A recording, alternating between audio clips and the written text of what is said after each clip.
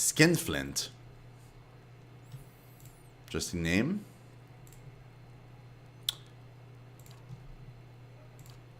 The dozens. Pretty sure you won't find one among them who stood within 100 miles of that bridge when the Godhammer went off. Too bad, too. Then there'd be less of them. Why did they call themselves the Dozen? Was 12 Durwood and stood outside Algot Citadel waiting for Waidwin to cross the bridge there. They had to hold him there long enough for the Godhammer to detonate, so that's what they did. Godhammer. That's what they called the bomb they blew up Waidwin with. Don't know much about it other than that. Anything kills a living god, I guess you gotta name it. What do you have against the Dozen? Ah, nothing serious. Nothing I don't have against a lot of folks anyway. The Dozen, they like to take things into their own hands. It gets ugly sometimes. We don't have them in Gilded Vale, but they'd be right at home there. They picked that name so they could do whatever they wanted and feel like it was right. Got nothing to do with honor or sacrifice. They like to invoke Magrin too, when they especially want to feel right. Somehow, I don't think she'd be too impressed with that lot. I'm sure she'd like to set them on fire anytime they use her name, but the gods probably got rules against that kind of thing.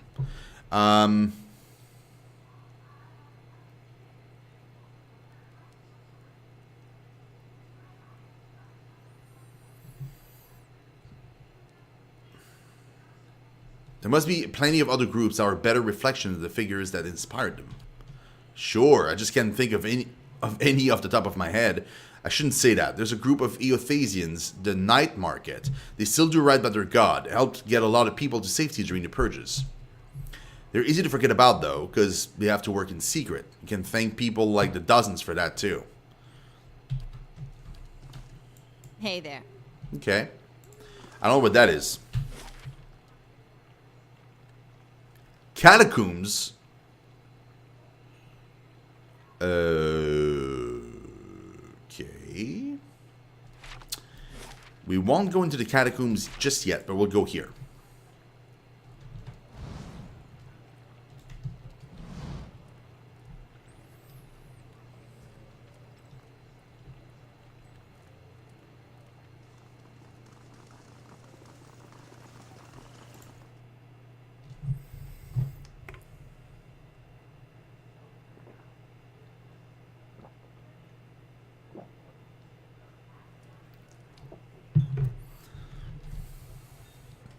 Laying low. Actress. Bishop. This Stalgir spell is thick with dust and moths. The plaque below the beast reads Maiden Falls 2682. Errol of Levi looks on enigmatically from the canvas. Hey. Hey there. Let's see if I get spotted.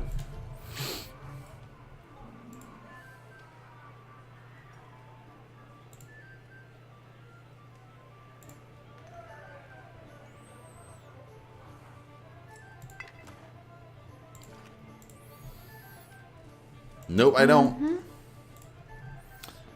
Pretty cool.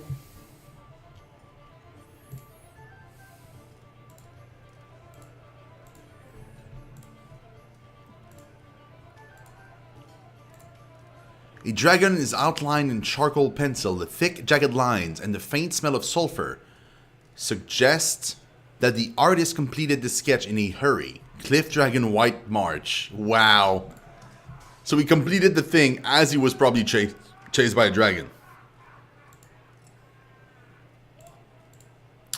A dwarf and an Orlan debate philosophy on the other side of that curtain.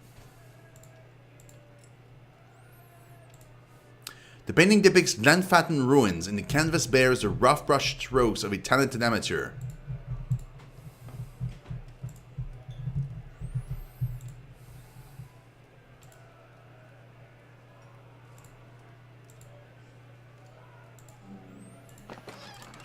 Consider it done. Give me a real challenge. The Bartender's Ring. 20% damage against Spirit, against Vessel. Man, that's a pretty good ring.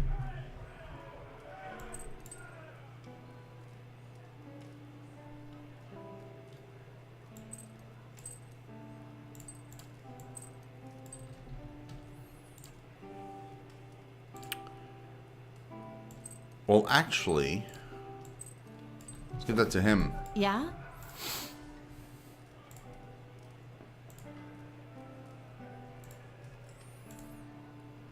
So it's another entrance to go in the same place. Okay. Let's talk with Kainara. Whatever her name is. She has a name, so she must be important. A woman sits by herself, spinning something on the table in front of her and watching it with furious intensity. It's about the size of a coin, and it wobbles over a crack in the wood with metallic rattle. She snatches it up with one hand and slams a half-empty cup down on the table with the other. This is not a good time. You look like you could use another drink.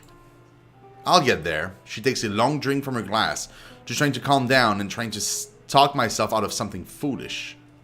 Something foolish. She says nothing for a few moments, as if hoping you'll leave. At last, Kainara looks up at you, and lamplight falls across her face. A purpling bruise is blossoming along her cheekbone. There's something I need to give to my fiancé, Pernish. Only, he doesn't seem to go anywhere without his new friends, and they're not exactly pleasant company. Who hit you? She shakes her head. I know how this looks, but you don't understand.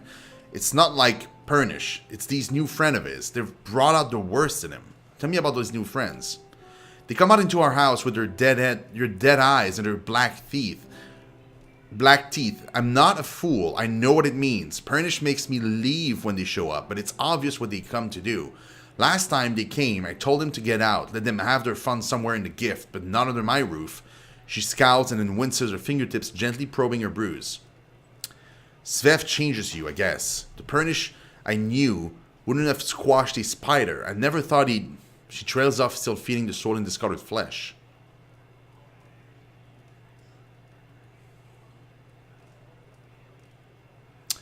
But Svev makes people calm and listless. It shouldn't make them violent. Kainara shrugs. I don't really know. Seemed better than believing he's always been this way. Maybe I could go talk to him. Her hand rests on the table and she clenches it into a white-knuckled fist. There's nothing more to say to him. We're finished. I just want to give this back to him and have a clean break. She opens her hand and a ring clatters into the table. It was his grandmother's. Even after this, I don't have the heart to set it off, but if I go back there myself, I know what'll happen. I lose my temper and I'll probably wind up with another one of these. She points to her bruise. I wouldn't normally end this off to a stranger, but people say you've got a good heart. How would you possibly know that? I have just walked in. Really. If you give this back to him, he'll know we're done. I'll take this ring to Pernish. She looks at you and nods. The house is just north of here. Just, please, don't hurt him. As furious as I am, I don't want that on my conscience. Yeah? Okay. How do you do? The man behind the bar is nearly the size of an Omawa. A handle protrudes from his back, and his face is set in a stoic frown. He gives you a small nod. Here for a drink? There's a tiny pewter cup in front of him. He turns it in one broad hand, but doesn't drink from it. Tell me about yourself. Name's Bishop. I used to be a scholar of Barath. Now I run the Goose and Fox and keep the regulars in line. He shifts, and you see a warhammer strapped to his back. What more is there to tell? How'd you go from religion to taverns? The journey isn't as long as you think. It started with Oloborn, and with this. He takes a black bottle from under the bar and fills the pewter cup. It was my sister's son. He takes a drink. At the beginning of Widewind's legacy, he was one of the first. I never expected there would be so many after him. Tragedy is part of the cycle, but it's followed by rebirth. Yet every year, more parents were grieving for their Oloborn children, and the gods were silent. So you lost your faith. He leans forward, crossing his arm on the bar. Barath promises rebirth, cycles, but the only cycle I found was this one. He taps the bar. Have a drink, have another, and another until I couldn't remember how I got home. Wake up, come back. I finally woke up one day to see my family had packed up and left. For all I know, they'd left days before and I just hadn't noticed, but they were gone. So I came here. I've cleaned up since then. Not that I've found my answers. He tosses the cup back. I've just stopped asking questions. This is a lively place. It was founded in the early days of Derwood and independence by a traveling scholar named Errol of Levi. He wanted a place where kith of all backgrounds could gather and hash out the issues facing their new country.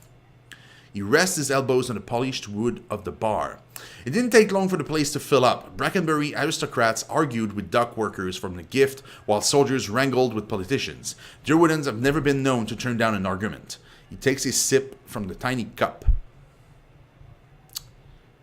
What happened next? Soon, kith were coming from the farms and settlements too. He waves at the door as if expecting a crowd to bustle in. This place got even more popular with the valiant sailors from the Salty Mast, and that was the problem. Then the valiant sailors, then the Salty Mast. Okay. He drains his cup. No matter what people say about fair-mindedness in civil debate, there's only so much people will tolerate.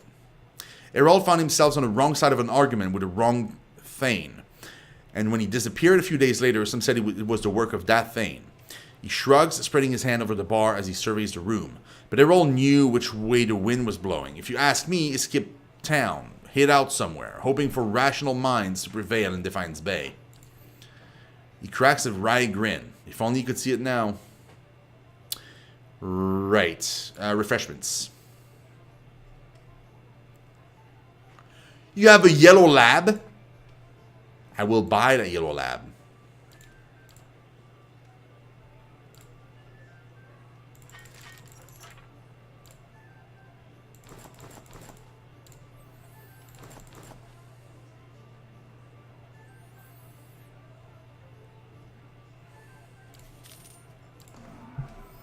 Hey, let's trade the cat for the lab.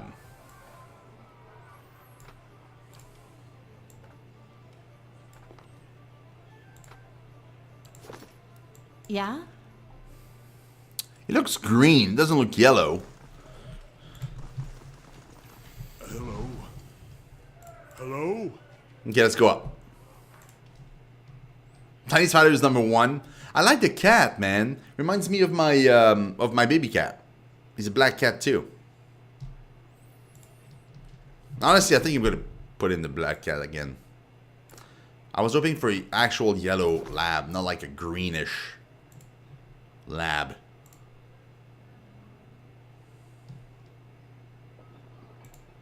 Welcome. An Ornan man relaxes with his feet propped up on the table. Patches of dark brown skin peek out from under a full mane of blue-green hair. He and the Ornan woman with him exchange laughs and comments with the trio at a nearby table, and he spins a dagger in his hands. His hazel eyes watch you. Zimzors! 16 viewers! Oh my god, what happened? Holy shit! Welcome to everybody watching from Zimzors. You guys are amazing. Zimzors, man. You got the love, dude. Guys, do yourself a favor. Go and give some love to the freakishly handsome and freaking amazing Zimzors. Super awesome dude. Cool caster. Was playing For the King. I've heard about that game. I wanted to play it. I've not played it yet. Is it any good? How was it? You look like you've seen a night or two in the wilds. Joining us for a drink? Who are all of you? The name's Two-Tone Weasel. The lady next to me is Key. We've had our fun with the expeditions, but we were hoping to enjoy a little peace and quiet for the next few weeks anyway. A man at the next table nods at you. I'm Dreadshot Dayton. This is Erdi and Ilfa. We're part of a separate expedition teams, but we both suffered losses and decided to band together.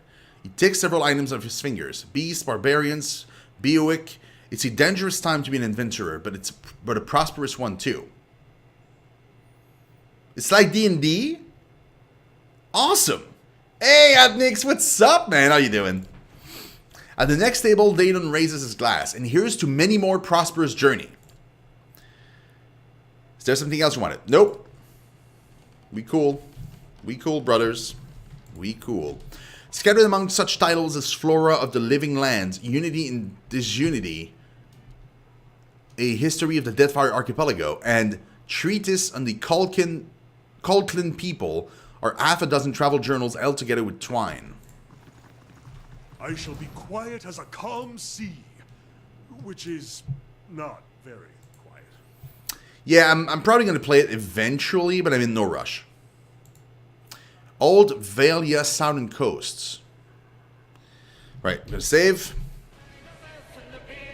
Hatnix, thank you so much for that follow. Welcome to the Shinobis. Thank you very, very much, man. You're awesome.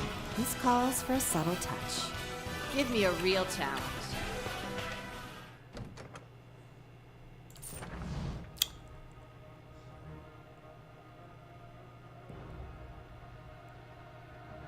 Shit. Welp.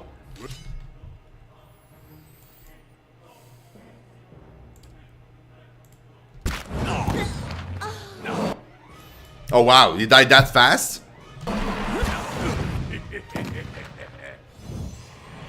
Yeah? Hello. Okay, I was kind of expecting something more, you know? I was not expecting them to die this quickly. It's kind of ridiculous.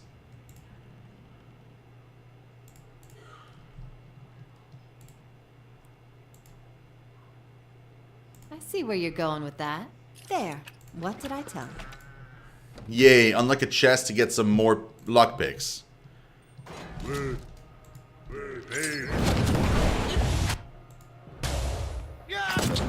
Don't even slowing it down. Why is it not the tank that's first? Show him how it's...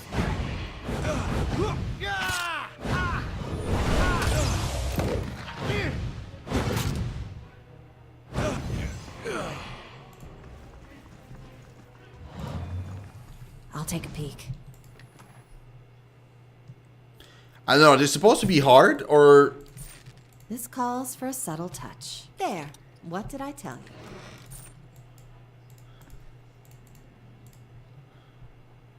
Well, honestly, I didn't think I would, like, make everybody attack me, though. The pages of these old books are crisp and fragrant with the salt of sea breeze.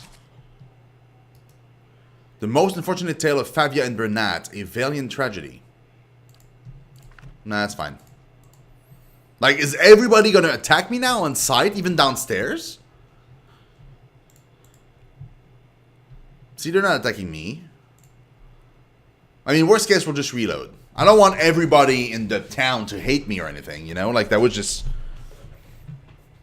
I just thought I'd make a quick buck. Like, I'm not trying to, like, on purpose attack everybody. Ah, no, we're good.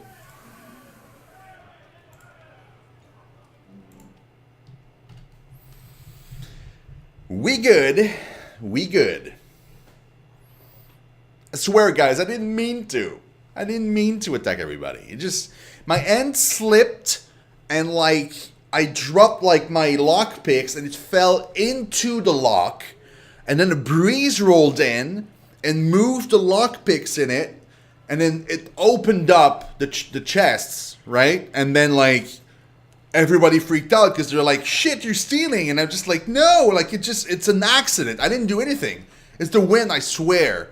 And they didn't believe me. And needless to say, 5 minutes later, there was, like, 7 people dead. And a few items, like, just, like, fell into my bags. Because my bag was just, like, right next to the chest. And then, like, as I was, you know, fighting these guys, like, somebody, like, just bumped into the chest, rolled the content over, and they just fell into my bag. And then my bag, like, closed itself up. And then, like, I couldn't find it in all my stuff. I didn't know what was there before or after. So I was just like, well, shit, like, I might as well just keep it. And, yeah. True story. It's exactly how it happened, too. If you don't believe me, guys, you can always watch a replay, I swear. That's the way it happened. Peregrine. That name rings a bell. The older woman bounces up and down as you approach. Remember me? We met at... Oh, yeah, that's right. It's a lady. She slaps you playfully in the shoulder. Thanks for helping me out back there. As promised, I'll give you the best prices in town. If it weren't for you, I'd still be broke. Cool. Oh, you sell traps. Is that really all you sell? It is. Well, shit, lady. That was worth helping you out. I mean, I don't want to say I'm disappointed, but I'm disappointed. Hey there. That's a bummer. Laura. Good day to you. The young woman stands by a cart, watching the crowd with large, bright eyes that focus on you as you approach. Take your time, traveler. If you're looking for enchanted scrolls or garb, you've come to the right place. Are you selling a dagger made of March steel? She stands on the tip of her toes and points to a stall between the stairs. You must be looking for Igrin. See that tall Omawa over there? He sells weaponry. What do you sell? Seal of Faith. +1 first level spell use. Wow. That's actually pretty cool. Actually pretty expensive ring too. Telda's ring. Whoa, buddy. Man, these two together? Holy shit.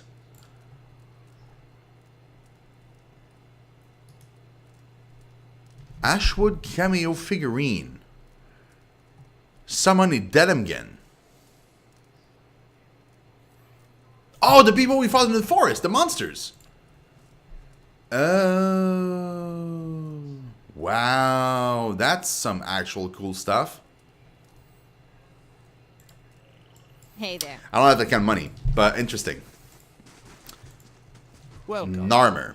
The merchant smiles brightly. Well met, travelers. Are you interested in purchasing any rations for your journey? Show me your where. Hold on, what? Dragon meat. How'd you get dragon meat? Holy hell, bro. They'll never know I'm here. It's pretty crazy. Hello. Igrin stands behind a stall, polishing a broad sword. The patterned flesh around his eyes is crinkled with age, and the muscle in his arms are knotty and lean, but he holds the weapon with ease. He nods at you. Come to take a look? You won't find any finer collection of armor and weaponry in Defiance Bay. Outside Sonild's, of course. He flashes a crooked grin. Looking for a particular dagger made of March steel. Just like the Crucible Knights use. Let me guess, you've been talking to that kid, right? He laughs and shakes his head. I'd be tempted to sell it to you anyways and let this little rascal learn his lesson, but a pack of adventurers already took it off my hands. If March Steel Dagger is only given to Crucible Knights, how did you get your hands on one? Igrin pauses mid-polish, his cloth slowing over the blade. A lot of steel passes through my hands, friend. I don't make it my business to ask where it all comes from.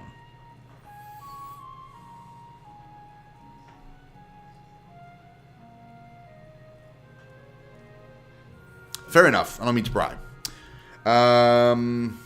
Those adventurers you sold the dagger to, where are they now? Folk like that only visit Copper Lane to crew up at Admit's Den Expedition Hall, or down a pint at the Goose and Fox, and since they weren't headed into the den, well, you've got my best guess. What's so special about Sonild? She operates in the Expedition Hall. He jerks a thumb over his shoulder. Sells the best equipment in the city, but Wenan keeps her on a short leash. Keeps her fine inventory reserved for chartered expeditionists, members of the Dozen, and anyone else he takes a liking to. Tell me more about the dagger. He oils the cloth in his hand, made out of a high purity iron ore that comes out of the White March Mountains. Traditionally, the smiths at the Crucible Keep have smelted it into daggers and swords, which they only give to the Knights of the Crucible. Of course, I'd be surprised if that kid didn't already tell you all of this. He grins. What do you have for sale?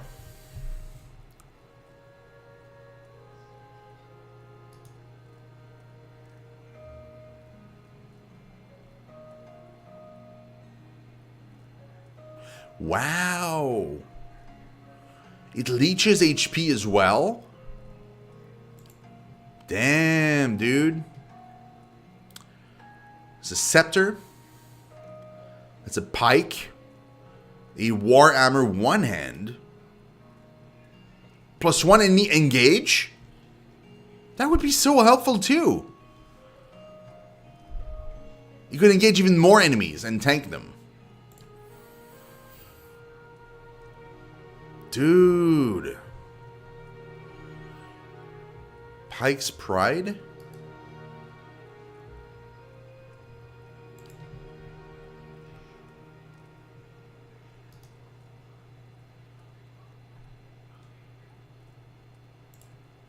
Why is this not like a yellow item?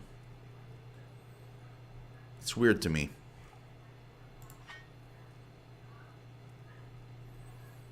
I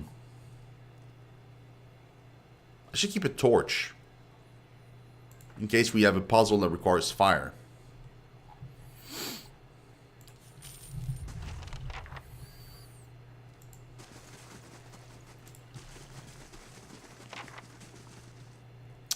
So you said they're in there.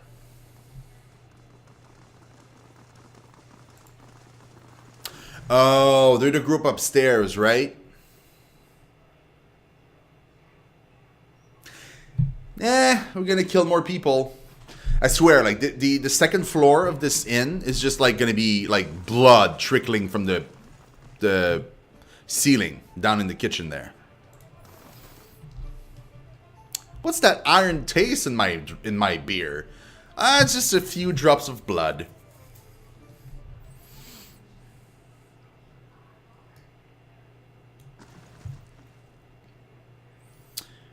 This should be very interesting. Hey, bro. Traveler. Did you buy a March steel dagger from Ygritte? He displays the blade on the flat palm. I did, and a fine piece it is. I don't know of any more circulating in the city, outside the steel and the crucible keep, of course. How much take it off your hands? He turns the blade in the light, admiring it. Seeing as how there's a sudden demand for this, 100 pans seems fair.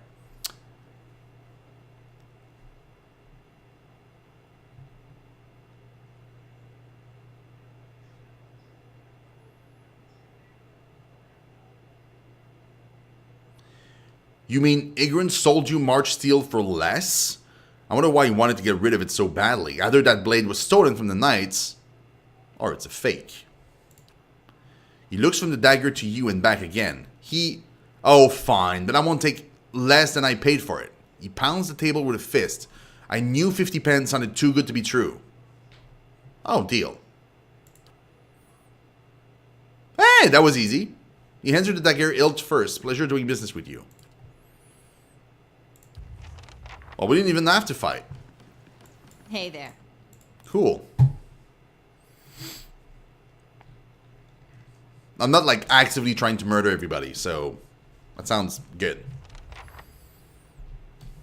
We did pretty well. Sure. Considering. You know? Let's go back to see that kid.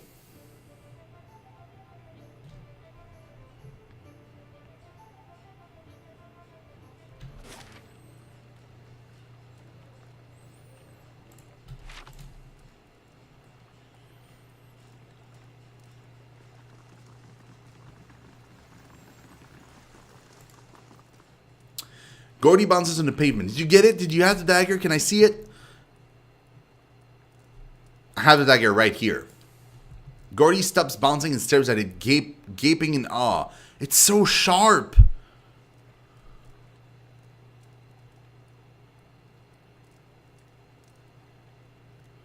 Give Gordy the dagger. A deal's a deal. Here you go. He snatches it out of the air, heedless of anything else. He yanks it out of his sheath and holds the blade up to the light. I'm going to be just like the Crucible Knights. He saws and chops at the air. He flips the weapon into the air and grabs at the hilt, almost slicing his palm open in the process. His eyes dart away from yours as he sheaths the dagger. So about that secret, Gordy puts his hand up to his mouth and whispers loudly. I saw one of the actors hide something under a loose stone near the theater. Probably nothing as good as March steel dagger, though. Thank you for telling me, Gordy. Bye. See ya, bro. Hey there. Thanks for the XP. I'll take it.